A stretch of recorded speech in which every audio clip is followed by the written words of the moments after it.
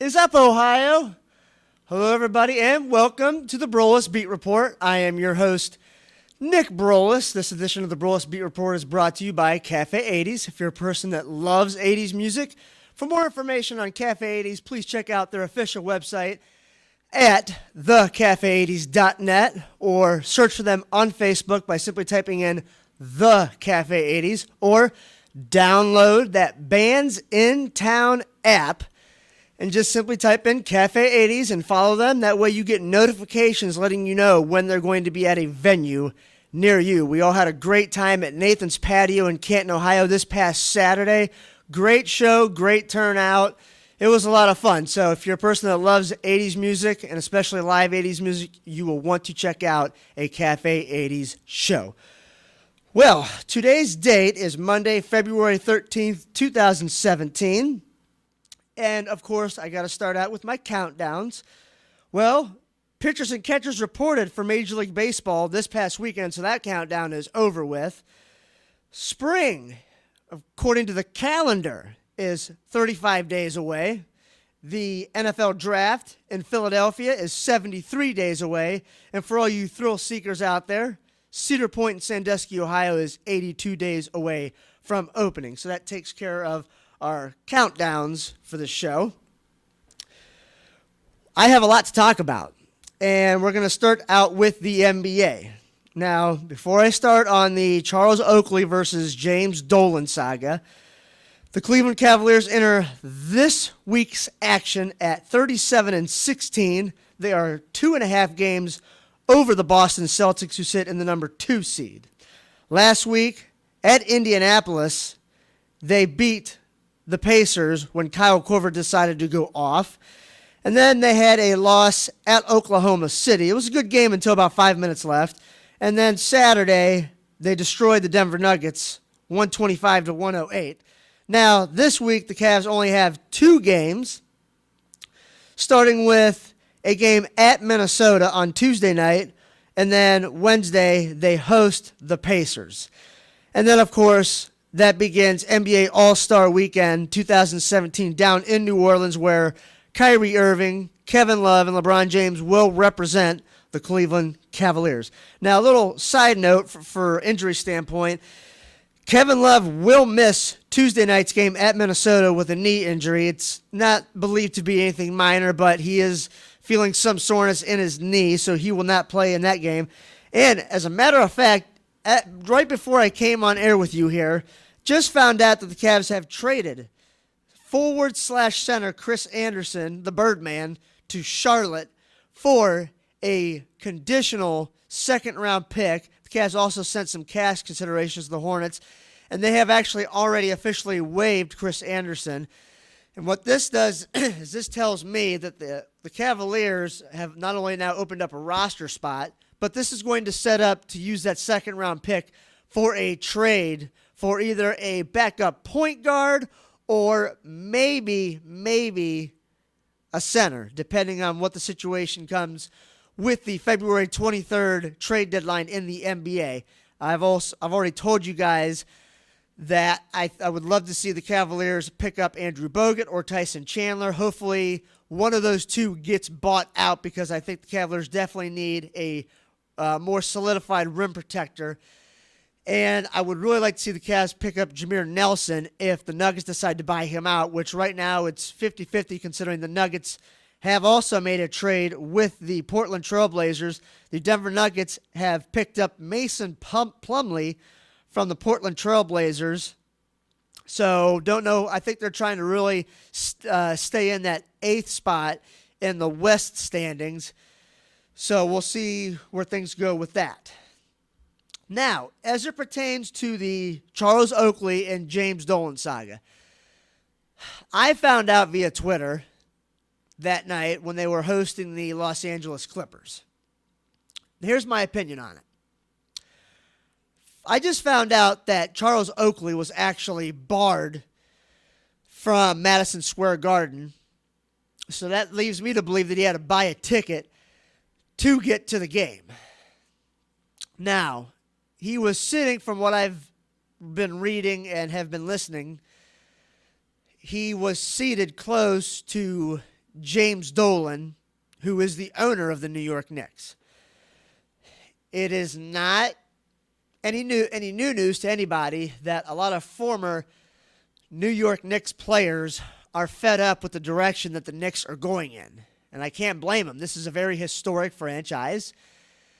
And they have seen, obviously, better days in the past. And James Dolan has done a horrible job with this franchise.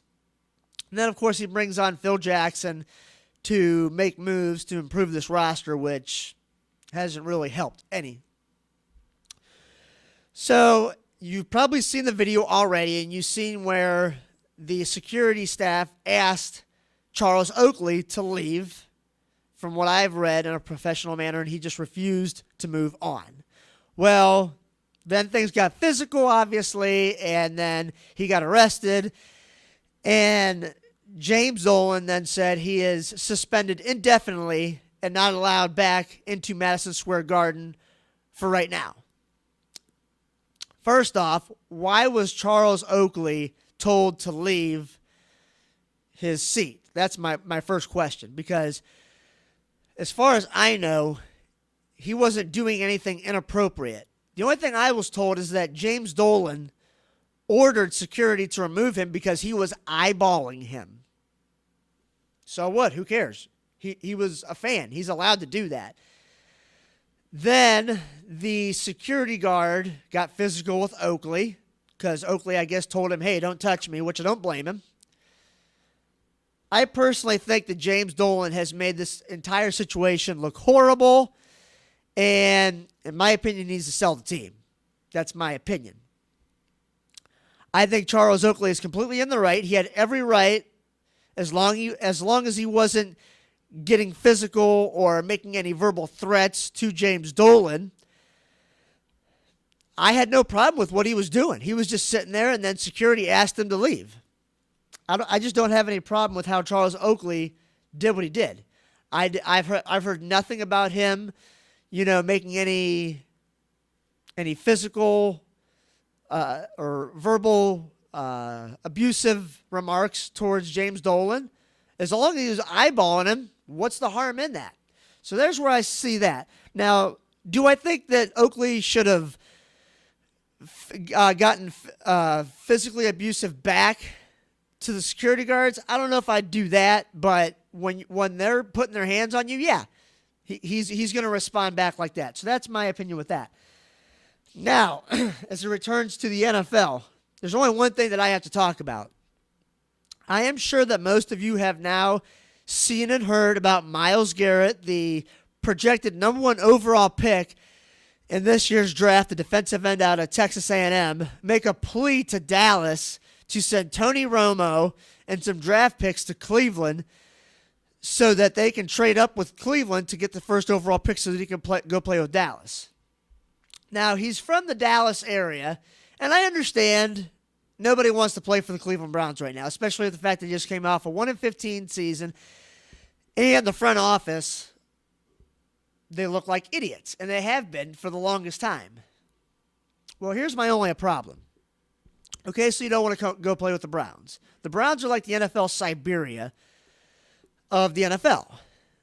Nobody wants to play for Cleveland right now, except for people that like Mitch Trubisky, the quarterback for North Carolina, that's from here, from Mentor, and he loves the Browns. Not everybody wants to play for the Browns, and I understand that. But in my opinion, you do not come out.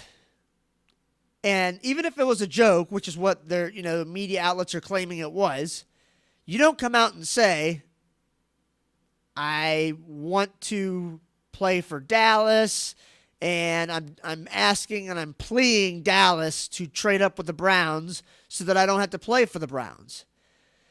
And then he comes out and says, I don't have a problem if the Browns pick me. I'll play very hard for them if they do pick me. I just don't like how this guy's coming off right now.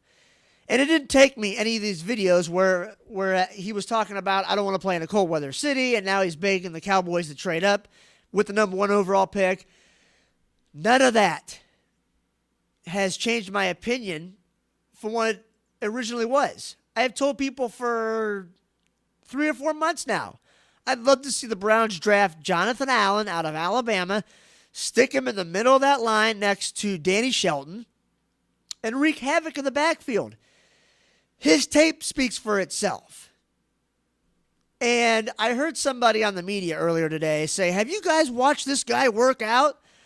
I don't care about how good you look working out. I don't care how chiseled of a body you have. I really don't care about that.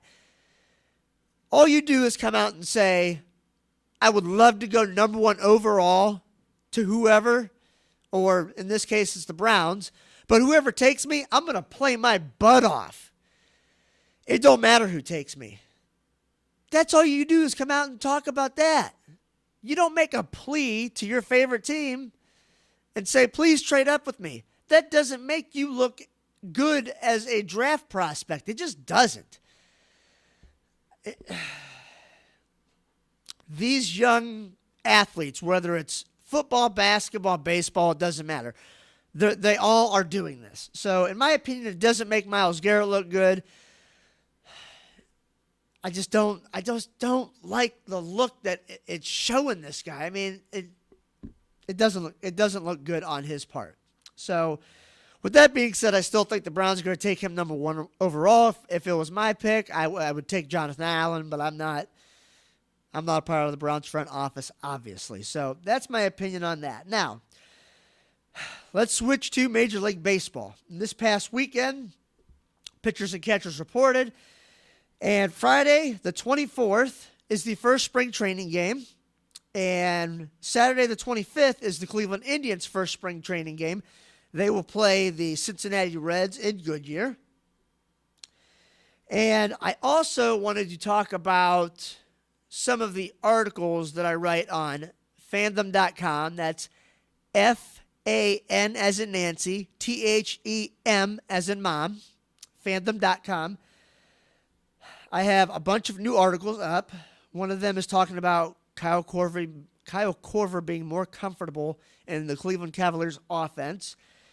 And I am also talking about my opinion on the current Cleveland Indians roster and what is to love about this team, because as I just told a friend over the weekend, I personally have not been this excited about a Cleveland Indians team coming into a new season since the teams in the mid-90s. I just haven't.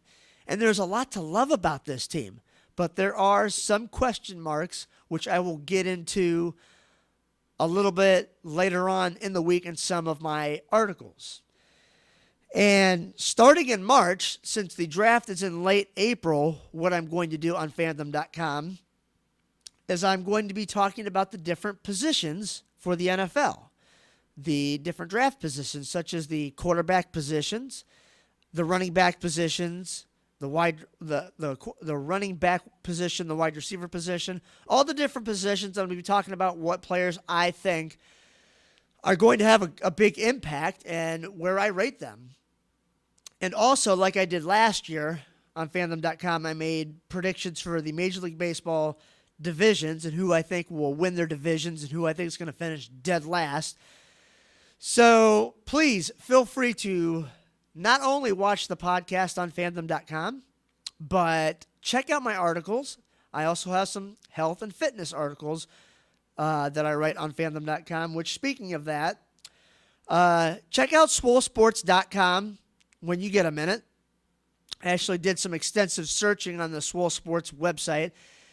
And the year is 2017 that we're currently in right now. And if you were the type of person that made a resolution for health and fitness to, maybe lose some weight or add some muscle to you, like what I'm trying to do, if you have an order of $50 or more, your shipping is free. And at the promo code section, when you make your order, if you type in save 20, you can also save 20% on your order.